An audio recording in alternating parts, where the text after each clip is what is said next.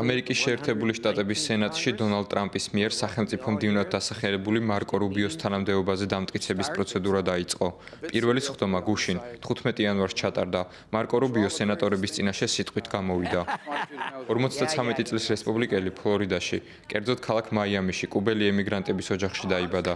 იმ შემთხვევაში, თუ სენატი მას მხარს დაუჭერს, მარკო რუბიო იქნება პირველი ლათინოამერიკელი, რომელიც ქვეყნის ერთ-ერთ უმაღლეს თანამდებობას დაიკავებს. როგორც მარკო რუბიო ამბობს, ის ამერიკის ინტერესებს ყოველთვის პირველ ადგილზე დააყენებს. ჩვენი ეროვნული ინტერესების პირველ ადგილზე დაყენება იზოლაციონიზმი არ არის. ეს არის საღი აზრი, რომ ჩვენი საგარეო პოლიტიკა, რომელიც ეროვნულ ინტერესებს ეფუძნება, მოძველებული რელიკვია არ არის. 2 საუკუნის წინ ქვეყნები საკუთარი ინტერესების გათვალისწინებით მოქმედებდნენ და ეს იყო ნორმა. ჩვენი ქვეყნის შემთხვევაშიც ამერიკისა და ამერიკელების პირველ ადგილზე დაყენება არასდროს ყოფილა ისეთი აქტუალური, როგორიც ახლა. როგორ შეძლებს შეერთებული შტატები დედამიწაზე მშვიდობის საკითხის წამოყენებას, თუ თავად არაა უსაფრთხო? რას მოუტანს ამერიკა თავის მოკავშირეებს, თუ თავად არაა ძლიერი?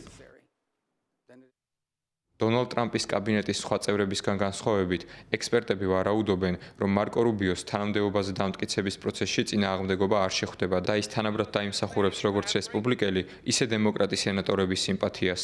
სენატორების აზრით, მარკო რუბიოს შეერთებული შტატების საზღვარგარეთ ღირსეულად წარმოჩენა შეუძლია.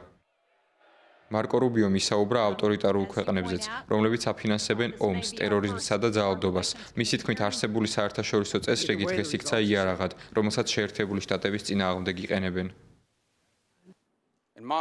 მოსკოვში, თეირანსა და ფხენიანში დიქტატორები სხვა ავტორიტარულ ქვეყნებთან ერთად ქმნიან ქაოსსა და არასტაბილურობას.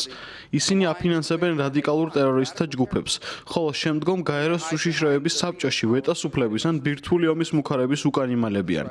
ომის შემდგომი გლობალური წესრიგი არათუ მოძველდა, არამედ ის ახლა არის იარაღი, რომელიც ჩვენ წინააღმდეგ გამოიყენება. მარკო რუბიომ თავისი გამოსვლის დიდი ნაწილი დაუთმო ჩინეთს. მისი აზრით, 21 საუკუნის ყველაზე დიდი საფრთხე სწორედ ჩინეთია. მისი პოზიცია სენატორებმაც გაიზიარეს. მარკო რუბიოს სახელმწიფო მდივნად დანიშვნა სენატი სავარაუდოდ მომდევნო კვირაში დაუჭერს მხარს. პარალელურად კი სენატში ტრამპის კაბინეტის სხვა წევრების მოსმენაც მიმდინარეობს.